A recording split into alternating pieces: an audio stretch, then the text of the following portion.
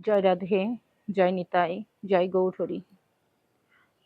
ভগবানের একটি দৃষ্টিতে বদলে যেতে পারে আমাদের জীবন।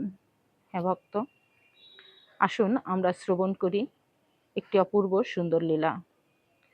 মহাপ্রভুর এক দৃষ্টিতে বদলে গেল এক দাসের জীবন। তো ভক্ত,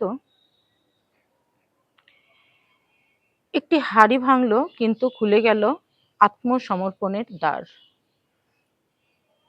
আসুন আমরা লীলায় প্রবেশ করি। এই লীলাতে উপস্থিত ছিলেন শ্রী চৈতন্য মহাপ্রভু আর তার অন্তরঙ্গ সেবক শ্রী গোবিন্দ দাস।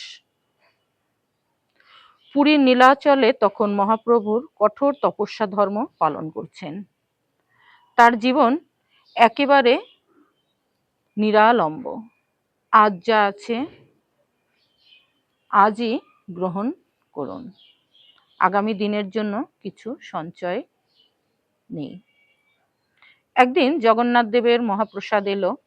প্রভু অল্প পরিমাণে প্রসাদ গ্রহণ করলেন, কিন্তু সেবক তো অন্যরকম।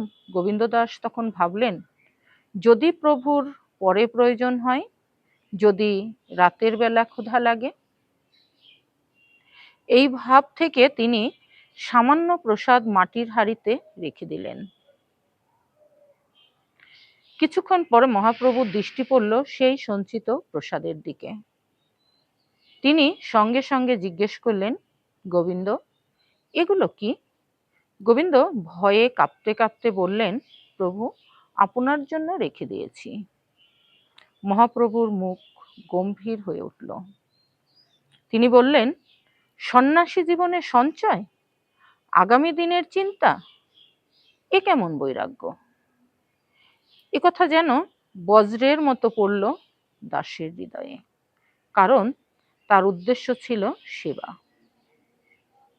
কিন্তু সেখানে অজান্তে ভবিষ্যৎ চিন্তার ছায়া এসে পড়েছে। মহাপ্রভুর কণ্ঠে তখন বৈরাগ্যের কঠোর সত্য উচ্চারিত হলো। গোবিন্দ, যার হৃদয়ে, যে কথাটি শুনে গোবিন্দর হৃদয় বিদীর্ণ হয়ে গেল। তিনি তো সঞ্চয় করেননি ভোগের জন্য, তিনি সঞ্চয় করেছিলেন ভালোবাসা থেকে, সেবার আশঙ্কা থেকে।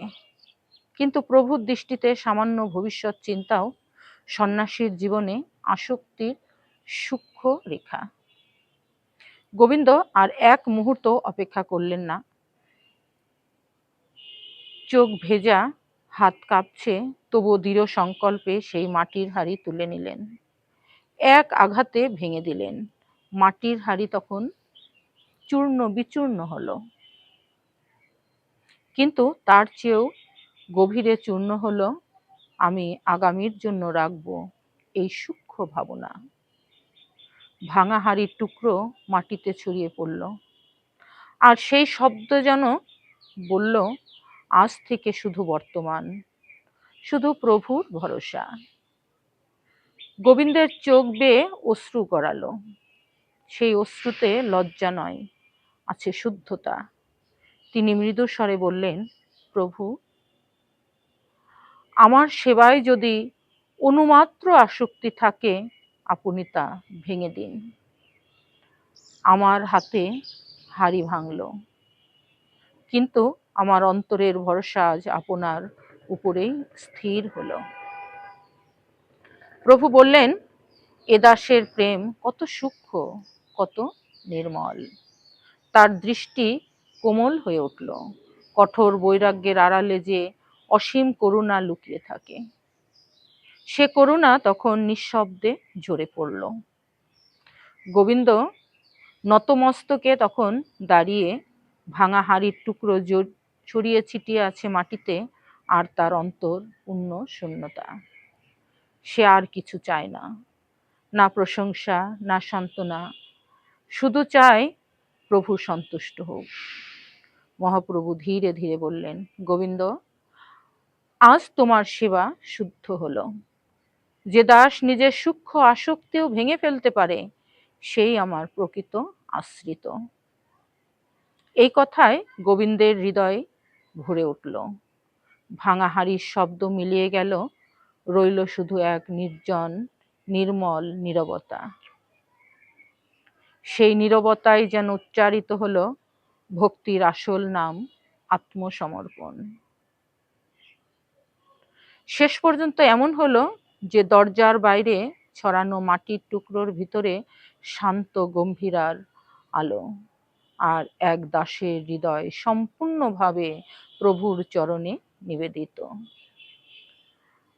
হাড়ি ভাঙার এই লীলাটি আমাদের শিক্ষা দেয় চিরন্তন, যেন সঞ্চয় ভাঙে, যেন কৃপা স্থায়ী হয়। ভক্ত, এটাই হোক আমাদের জীবনের আদর্শ, যে সঞ্চয় নয়, সেবা আর কৃপাই আমাদের প্রার্থনা। তো ভক্ত, সবাই মিলে একবার বলুন, জয় গৌর, জয় গৌর, জয় গৌর, হরি বল।